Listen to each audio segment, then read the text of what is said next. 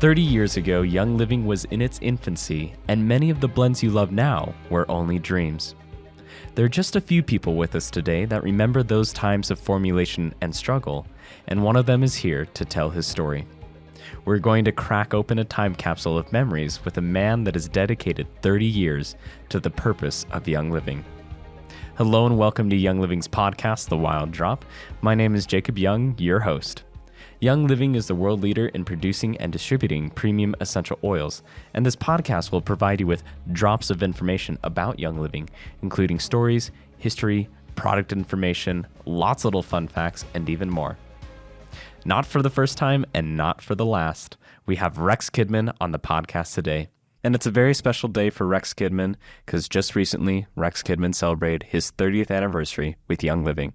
And he also informed me that here shortly he'll be celebrating 40 years with his one love, his wife. And so this is a truly amazing and great time to celebrate Mr. Rex Kidman. And so though there are many of you that are new to this podcast, and because of that, we would like Rex to introduce himself once again, who he is, where he comes from, where he started in the world of Young Living, and what he does now, and why he chose to stay with us for 30 years and hopefully for many, many more. I guess I'll just start at the beginning. We have three boys. The youngest is just turned 30, and the oldest one is almost 40.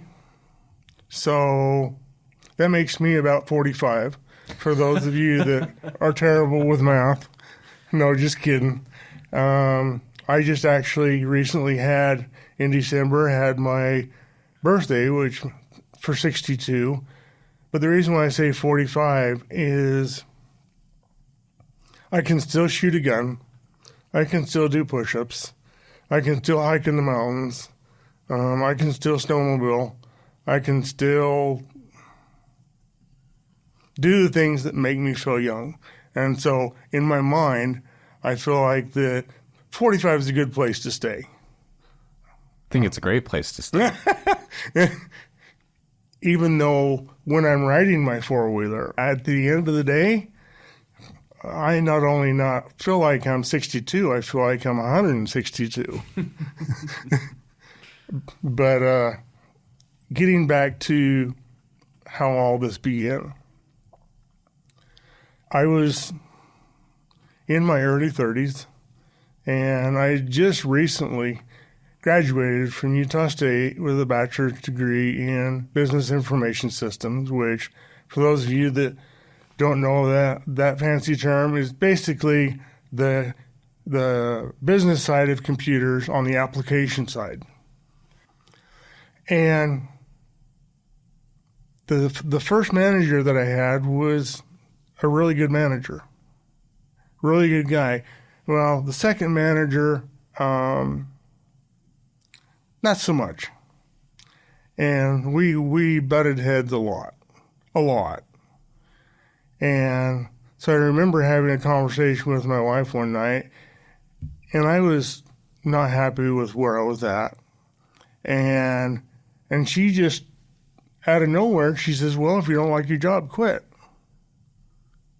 And so one evening, because I was working the swing shift, one evening I came home about 9 o'clock, walked through the door, and she said, you don't normally get home till like 1 o'clock in the morning. What's going on? And I said, remember when you said that if I didn't like my job, I could quit? And she goes, you do know I was just joking, don't you? And I thought, well, I knew I had to find a job. Just when you have two young children and a family, and you have no choice.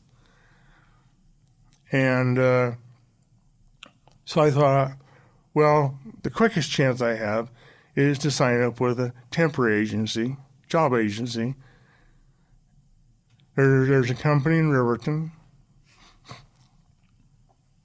that is looking for a computer specialist, and so we're sending you to them.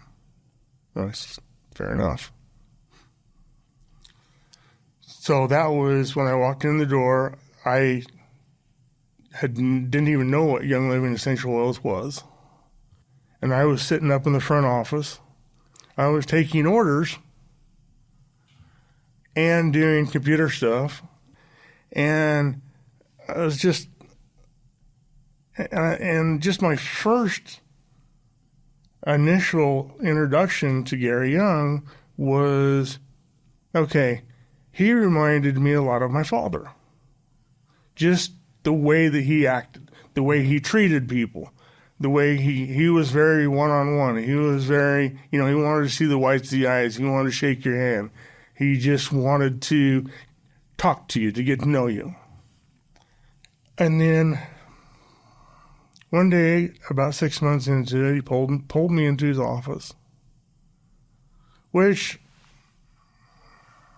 for those of you that have had the experience of being pulled into Gary Young's office, you never know what's going to happen.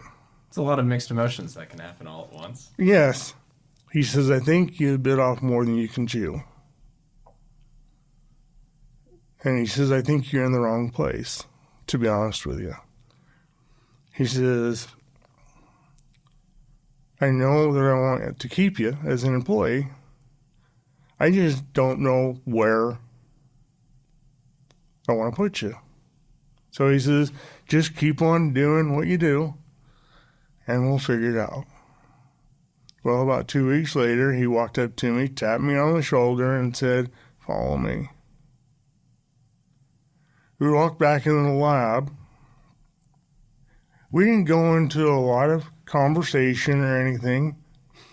He took me back there and he says, and I'd seen the shipping area, but the lab was off limits unless you worked back there.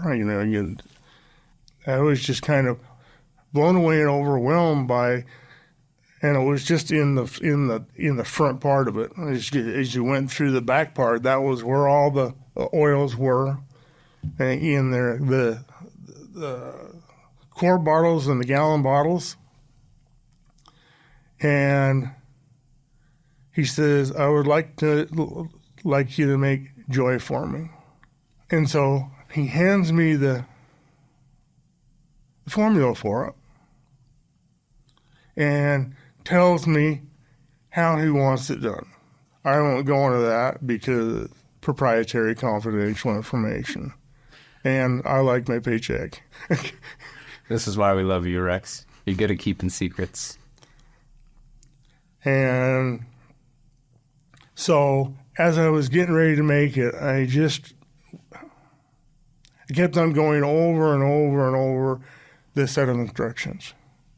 And finally, that voice in the back of my head said, you can do this all day long, but if you never start, you're never going to finish. And so I thought, okay.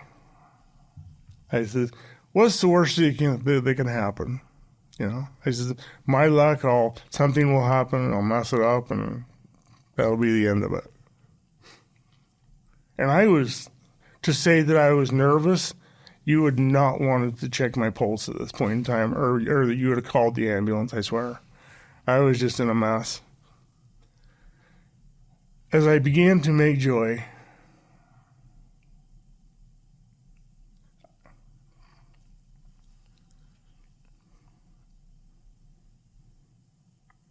sorry, after 30 years, it's still hard to tell this story.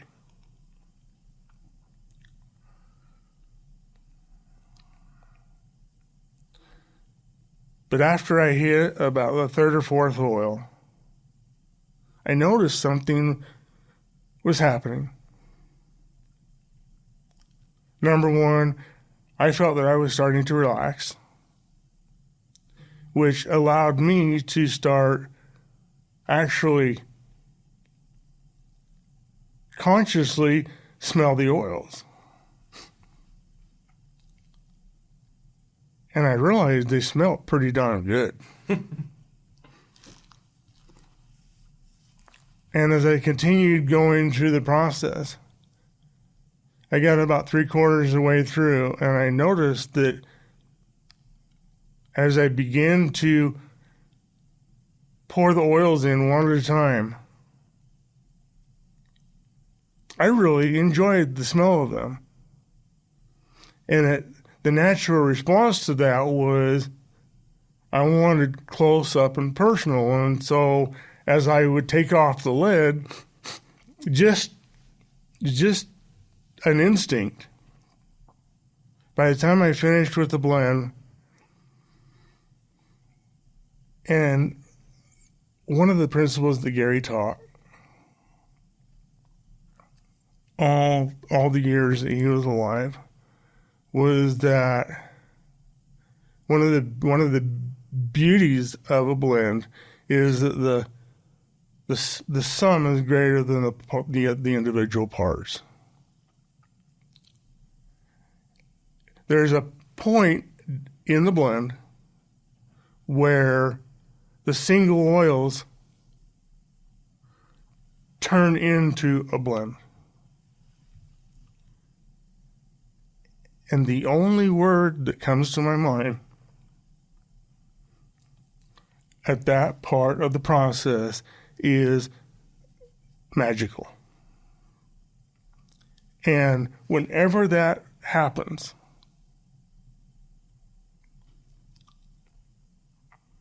it still, to this day, brings tears to my eyes. Well, that was my first introduction to, number one, essential oils. That was my first introduction to joy. That was my first introduction to just young living as a whole. Probably over the next almost a year, I saw and worked with Gary literally on a daily basis. Sometimes it was several times a day, because I had to learn how to do the massage, the massage oils. I had to learn how to do the shampoos. I had to learn how to do the tinctures. Had to learn how to do the conditioners. And even though a lot of that stuff nowadays is done outside of the warehouse, in those days it was all in 5-gallon buckets. And we mixed those 5-gallon buckets with a drill and with a paddle that you mix bread with. And during that first year, all of the 5 and 15 ml bottles were poured and measured and capped and labeled personally by hand. And Jacob will get a kick out of this, but there was more than one day during that time where his grandma, LaRue, would come into the lab and she just wanted to help. Every day that she was on site, especially after we first met, we just became instant friends. And she would always come in, and her whole face would just light up. And she would come up and she would give me a great big hug, and she'd be like, "May I join you today?" And I says, I would love to have your company. And I have such fond memories and such fun memories. In the first 2 years, the training was massive, just absolutely massive. But as the training went over the years, it went down and down and smaller and smaller and smaller. But we still had our own language. And sometimes when people would be around us and we would, I would just ask small questions and people would just kind of look at me and be like, "What are you talking about?" And be like, "Never mind, Gary understands." And he wouldn't say anything. He would just smile and Yottie's, and I would say, "Is it like this?" And he'd Yottie's head and he'd be like, and I'd be like, "Never mind, this is between Gary and I, nobody else." And the way that he would teach, the way that he would train, the way that he was so passionate about what he did. But he also understood, at least that's the impression that I got, was that he understood where I was at. Experience-wise, I was here, and he was like 10 miles above the earth. But yet, never once in 25 years did he make me feel that I was down here. Well, there was actually another story, and you may have heard this before or not, but I'll share it with you for your benefit. You were probably about 2.5. And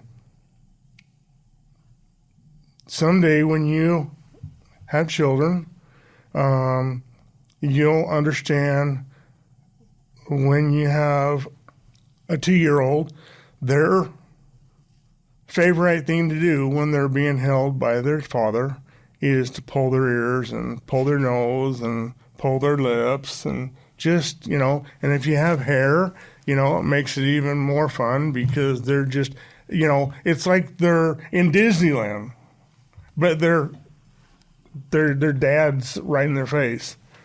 And your dad was giving a presentation, and he was holding you, and you were doing all of those things. I remember it so well because I was in the audience that day, and I kept on waiting for your dad to call for your mom and hand you off so that he could finish his presentation. He gave the whole presentation. Never once, pulled you away from pulling on his ears or from his nose, and you was just having the time of your life. And I sat there and watched this, and the thing, and I was a father at the time too, and the thing that kept on going through my mind is, here's an owner of a business. Here's an individual that's extremely successful in his life. But the only thing he cares about was he was holding tight to his son, who was obviously, you could tell that he loved you. And it was just, and I thought, putting everything else aside, all I saw was a proud father.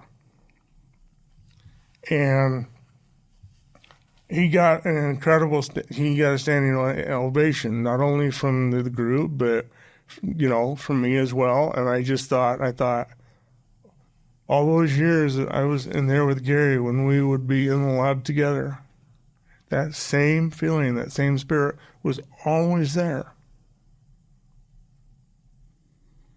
And that's putting all of it aside. I'm just grateful that Gary trusted me enough and saw something in me that he considered worthy of that honor. I know for a fact that he definitely saw your dedication and your passion and your loyalty. And there are many times where my dad was able to shake a person's hand, and you know this very well, and tell you exactly who they were as a person. And I know for a fact that my dad has probably shared this with you, but maybe you haven't heard it, but he said those exact words about you many times, especially when we celebrated your 20th anniversary in the old building. Your dedication, your passion, and your loyalty.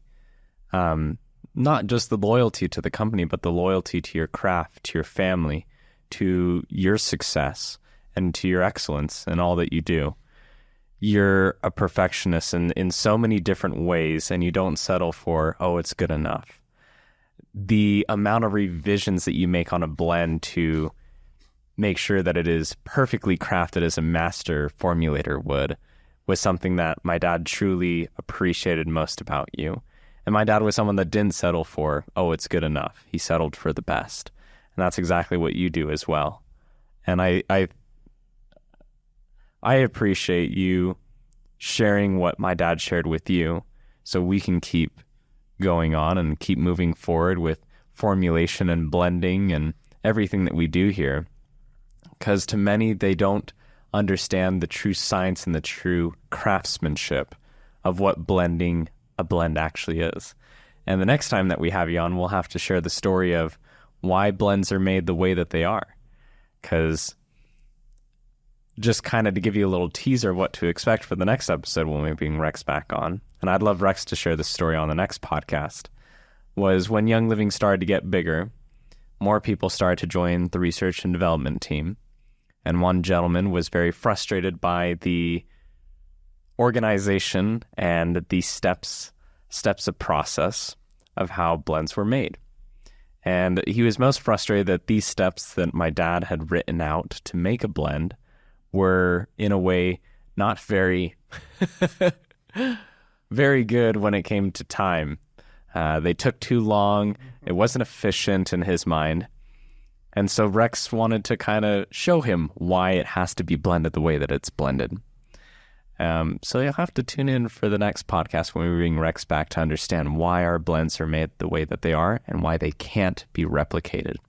Well, one comment that I would just like to share that Gary told me, and it continues even today.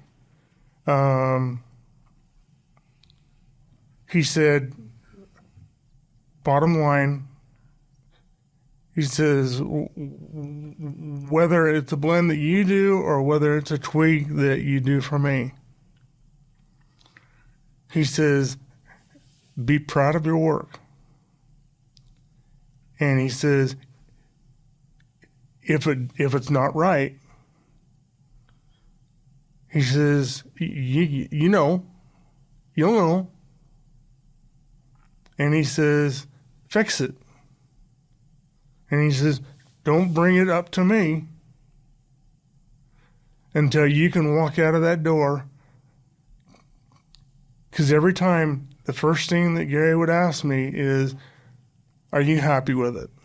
Are you proud of it?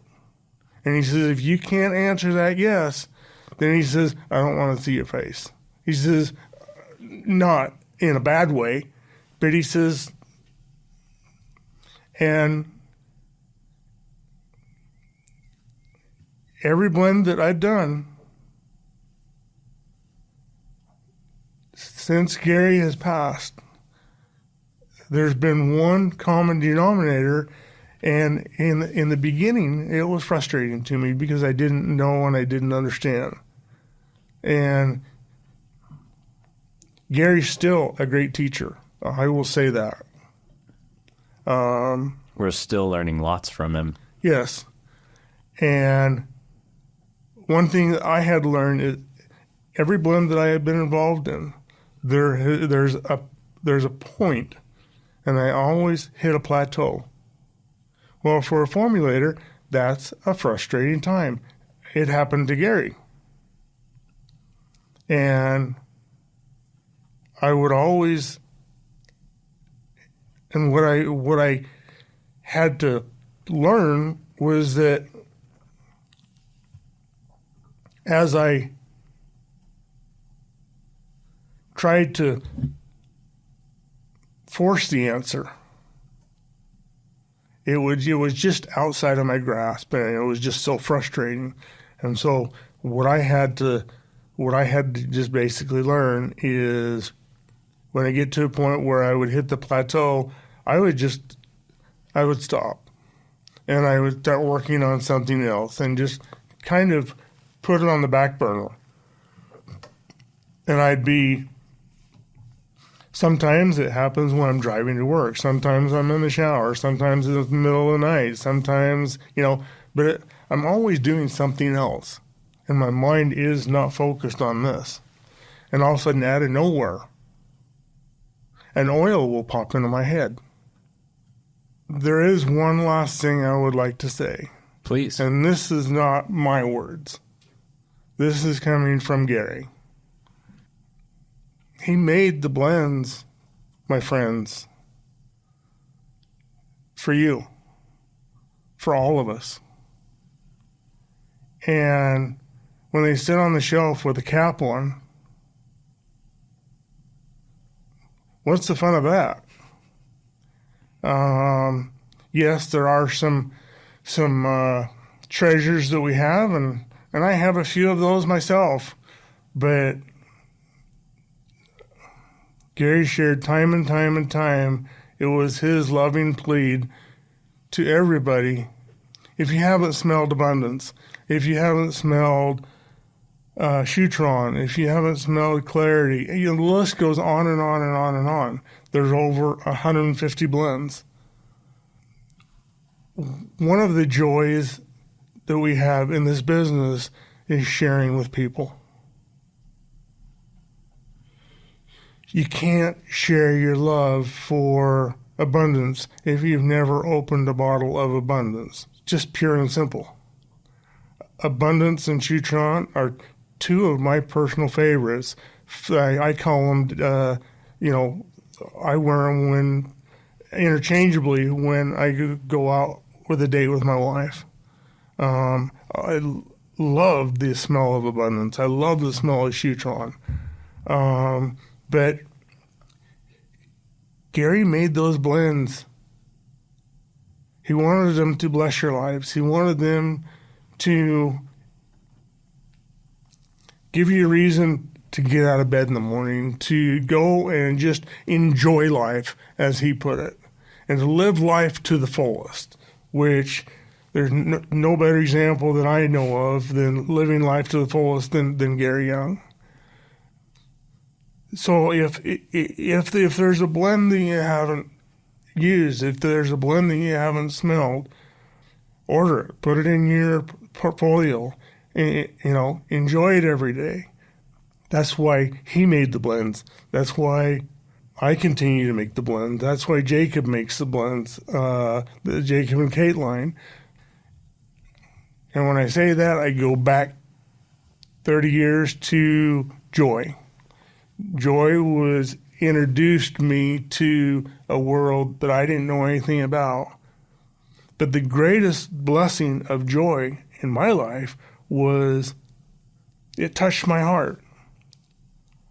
And it made me realize they're not just a liquid, but foundationally,